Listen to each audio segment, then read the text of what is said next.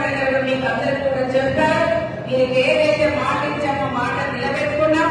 మన ఇంట్లో మన మహిళలు ఉంటారు, వారు కూడా ఉచిత బస్సు ప్రయాణం చేస్తున్నాం. ఒక ఇక్కడ మన నియోజకవర్గాలకే పరిమితం అనుకున్నాం.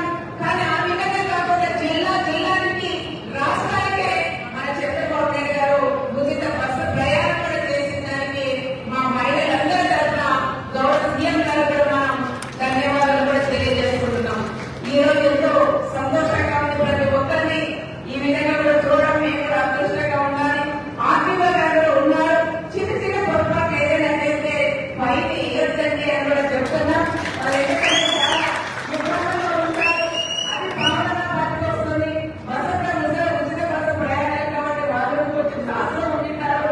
అలాంటి వాళ్ళు కూడా మన వాళ్ళు మీకు ఇంటర్ స్టాఫ్ కూడా చెప్పి అనవసరంగా వాళ్ళ మీద ఇవి వేయద్దండి అని ప్రత్యేకంగా ఆటో డ్రైవర్లు అందరూ తరఫున మిమ్మల్ని కూడా మేము కోరుకుంటున్నాం. మా డ్రైవర్లందరూ కూడా ఏదో ఒక పూట తిని ఒక పూట లేకుండా ఉంటే వాళ్ళు కూడా ఎంతో మంది ఉంటారు. బయటకు వస్తే తెల్ల బట్టలు వేసుకోవచ్చు, కానీ వాళ్ళ కుటుంబాలు కూడా చాలా ఇబ్బందికరంగా ఉంటారు.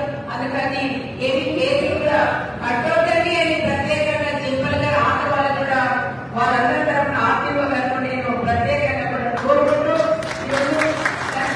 మీరు కూడా ఆర్టీఓ వెళ్ళి ఎవరికైతే ఆటోలు ఉన్నాయో మీరు కూడా డ్రైవింగ్ లైసెన్స్ కూడా తీసుకోవాలని ప్రత్యేకంగా మిమ్మల్ని అందరినీ కూడా నేను మరొకసారి కూడా కోరుకుంటూ thank you CM sir, thank you CM sir, thank you CM sir.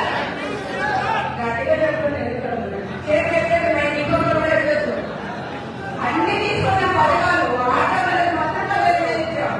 ప్రతి ఒక్క పూటకు 15 ఏళ్ళు అన్ని రకాలుగా కూడా మనం లబ్ధి పొందాం. అన్ని రకాలుగా సీసీ రోడ్లు కూడా కొన్ని వరకు కూడా మనం వేసుకున్నాం. ఏదైనా కూడా వాళ్ళని పవన్ కళ్యాణ్ కూడా తీసుకెళ్ళాం. అవి కూడా వచ్చిన తర్వాత రోడ్లు కూడా పోటీ కూడా చేస్తున్నాం. నీటి సమస్య కూడా మనం తీర్చుకుందామని మరొకసారి